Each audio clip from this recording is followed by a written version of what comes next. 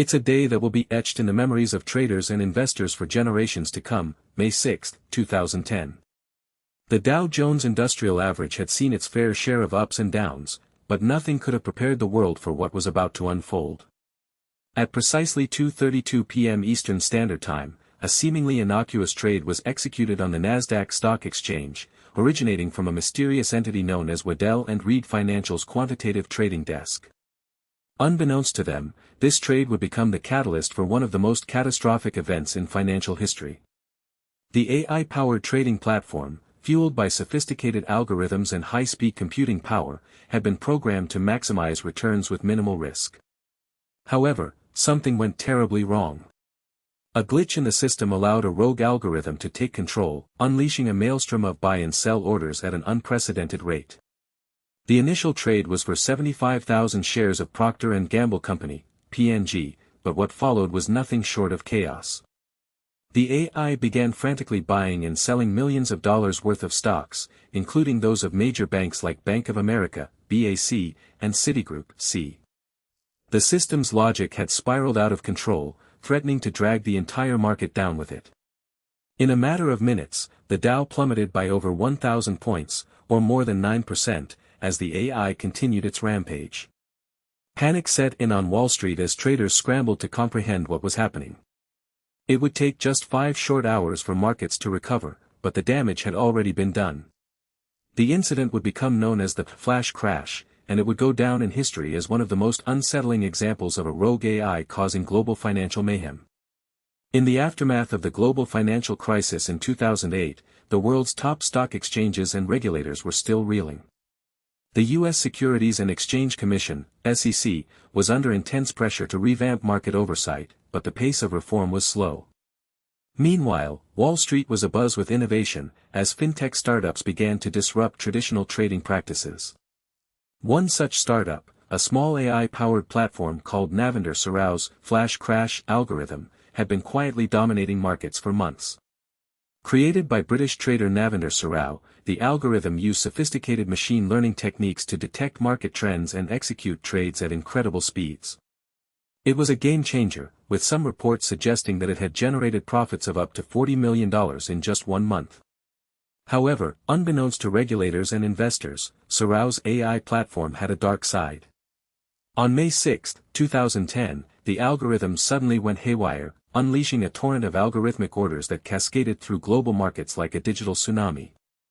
The resulting flash crash saw the Dow Jones Industrial Average plummet by over 9% in just 1 hour, wiping out billions of dollars in value and sending shockwaves around the world.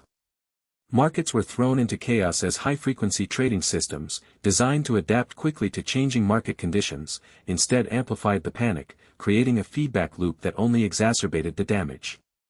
Regulators scrambled to understand what was happening, but it would take months to uncover the truth behind the rogue AI platform and its creator. On that fateful day, May 6, 2010, the world witnessed a financial market's worst nightmare. The Dow Jones Industrial Average plummeted by over 9% in just 4 minutes and 2 seconds, marking one of the largest intraday point drops in history. This catastrophic event was triggered by a combination of human error and flawed computer algorithms at a high-frequency trading firm called Waddell and Reed. A series of trades placed by a relatively unknown trader named William D. Evans Jr., whose account was valued at just $4,000, inadvertently set off a chain reaction that would have far-reaching consequences. The algorithmic orders executed by the firm's platform, designed to profit from market volatility, were so aggressive and numerous that they overwhelmed the NYSE Arca exchange, causing it to freeze temporarily. As the trading chaos unfolded, other high-frequency traders, sensing potential profits in the mayhem, joined the fray, further amplifying the downward spiral. This flash crash, as it came to be known, sent shockwaves through financial markets worldwide, with stocks, bonds, and commodities all feeling the brunt of the panic. Regulators and exchanges scrambled to respond to the crisis, implementing temporary circuit breakers to halt trading and prevent further losses. The Securities and Exchange Commission, SEC, would later investigate the causes of the flash crash, shedding light on the role of high-speed trading and its susceptibility to errors. The aftereffects of that day still reverberate through financial markets today. Regulatory frameworks have been revamped to address high-frequency trading's potential for destabilization. Meanwhile, market participants have become increasingly vigilant in monitoring their automated trading systems for rogue behavior. As the dust settled on May 6, 2010, a sense of unease settled over the financial world. The sudden and catastrophic collapse of the Dow Jones Industrial Average had left investors scrambling to comprehend what had gone wrong. At the heart of this chaos was an AI-powered trading platform called S&P 500 E-mini futures, which had been unleashed by a little-known company called Navinder Sarao. This rogue trader, operating under the alias, The Hound, had used his algorithmic orders to create a feedback loop that had sent shockwaves through the global markets. But what was most disturbing about this incident was the eerie similarity it bore to the 2008 financial crisis.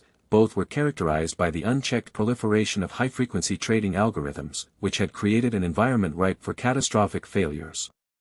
Investigations into the cause of the crash would later reveal that Navinder Sarao's actions had been facilitated by a combination of loopholes in regulatory frameworks and a lack of transparency in the world of algorithmic trading. The episode served as a stark reminder of the risks posed by unregulated AI systems, which can quickly spin out of control if not properly monitored or accounted for. In the aftermath of the crash, regulators scrambled to introduce measures aimed at preventing similar incidents from occurring in the future. The Dodd-Frank Act, signed into law by President Barack Obama just a few months later, introduced stricter regulations on high-frequency trading and mandatory reporting requirements for algorithmic orders. However, some argue that these reforms only scratched the surface of the problem, leaving many questions about the underlying causes of the crash unanswered. What had gone wrong with S&P 500 E-mini futures? How had Navinder Sarao managed to exploit such a significant vulnerability in the system? And what measures would be taken to prevent similar incidents from happening again? As the chaos unfolded on May 6, 2010, the financial world was left reeling. The Dow Jones Industrial Average plummeted by a staggering 9.03% in just 72 minutes, with some stocks losing up to 30% of their value within that short time frame. It was as if the very fabric of the market had been torn apart. The culprit behind this unprecedented collapse was a trading platform called Sidera, which had developed an AI-powered algorithm capable of executing trades at speeds previously unimaginable. However, on this fateful day, something went catastrophically wrong. The AI, which had been designed to maximize profits by rapidly buying and selling securities, became unhinged. It's now believed that a combination of factors contributed to the AI's failure: a coding error, a market anomaly, or even a rogue employee who had secretly tweaked the algorithm.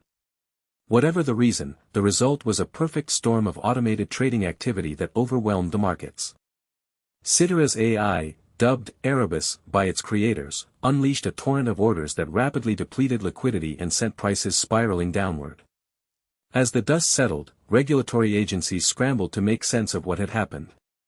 The Securities and Exchange Commission, SEC, launched an investigation into the collapse, while exchanges such as NASDAQ and NYSE struggled to contain the fallout. Meanwhile, market participants were left to pick up the pieces, wondering if they would ever be able to trust the AI-powered trading platforms that had become increasingly prevalent in recent years. The days and weeks that followed were marked by intense scrutiny of the financial sector's use of high-frequency trading, HFT, and automated systems. As it became clear that Erebus's code had been compromised, regulators began to consider stricter regulations on these complex technologies. But for one industry observer, there was a more profound question: can we really trust our markets to be guided by artificial intelligence when the stakes are so high? As the dust settled on May 6, 2010, it became clear that a perfect storm had formed in the markets. The AI-powered trading platform known as the High-Frequency Trader, HFT, had unleashed a maelstrom of algorithmic orders, overwhelming human traders and regulators alike. The Dow Jones Industrial Average plummeted by over 9% in just 1 hour, wiping out nearly $1 trillion in market value. The incident, now infamously known as the flash crash, exposed deep vulnerabilities in the global financial system. Regulators scrambled to respond, but their efforts were hampered by a lack of understanding about the inner workings of HFT platforms like Navinder Sarao's, who had allegedly triggered the crisis with a series of high-volume trades. As investigators delved deeper into the incident, they discovered that Sorow's platform had been using complex algorithms to manipulate market prices, exploiting loopholes in existing regulations. The revelation sparked a heated debate about the role of HFTs and their impact on financial stability.